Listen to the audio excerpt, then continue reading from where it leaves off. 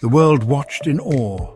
Lady Diana Spencer, a young and beautiful aristocrat, was about to marry her prince. Charles, heir to the British throne, seemed smitten with his blushing bride.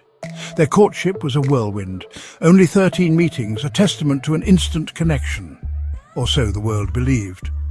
On July 29, 1981, they stood in St. Paul's Cathedral, a symbol of enduring love. Diana, resplendent in her ivory gown, was the embodiment of every fairy tale princess. The early years of their marriage held moments of genuine happiness. Diana was a natural mother. Charles seemed to revel in family life, especially after the birth of Prince William in 1982. 2 years later, they welcomed Harry, a second son to carry on the royal lineage. These were the days of shared laughter and tender embraces. Diana, in her letters, expressed a deep love for Charles, a love she believed was reciprocated, at least for a while. But behind the facade of a storybook romance, cracks were already beginning to show. Diana, thrust into the spotlight, struggled to adapt to the stifling protocol of royal life. The fairy tale was losing its magic. The nights were long, and the princess often found herself battling tears and loneliness. The love letters Charles wrote, cherished by Diana, couldn't mask the growing distance between them. The whispers started subtly. Doubts about Charles's commitment to his young bride began to surface. The fairy tale, it seemed, was not immune to the intrusions of reality. The night before the wedding, a chilling truth was revealed. Charles confessed to Diana that he didn't love her. It was a blow that shattered her spirit, leaving her feeling like a sacrificial lamb led to the altar. Despite the devastating revelation, Diana went ahead with the wedding. She was determined to make the marriage work, to create the family she yearned for. She showered Charles with affection, sending him romantic cards and showering him with thoughtful gifts. But her efforts were met with indifference. Charles, seemingly emotionally reserved, didn't reciprocate her gestures.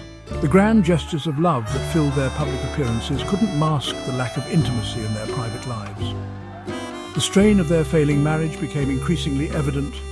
Diana, desperate for love and affirmation, sought solace elsewhere. Her affair with James Hewitt, a cavalry officer, became public knowledge, further fueling the flames of scandal that now engulfed the royal couple. Charles, meanwhile, continued his relationship with Camilla Parker Bowles, a woman he'd been involved with before his marriage to Diana. The breakdown of their marriage was a slow and agonizing process, played out on the world stage. The press, hungry for any morsel of scandal, documented every twist and turn. Diana, once the shy Di, found her voice. In a now infamous interview, she spoke candidly about her struggles with bulimia and her husband's infidelity, famously stating, "There were 3 of us in this marriage, so it was a bit crowded." The separation in 1992, followed by their official divorce in 1996, was inevitable. It marked the end of the fairy tale, leaving behind a trail of shattered dreams and broken hearts. Diana, stripped of her HRH title, was determined to forge her own path. She dedicated herself to her sons and championed humanitarian causes, using her platform to raise awareness about AIDS and landmine victims. Charles, though still bound by duty and tradition, seemed to find a sense of peace in his continued relationship with Camilla. He remained a devoted father to William and Harry, navigating the complexities of their fractured family with sensitivity. The world mourned on August 31st, 1997. Diana, Princess of Wales, died in a tragic car crash in Paris. Her death, a cruel twist of fate, sent shockwaves across the globe.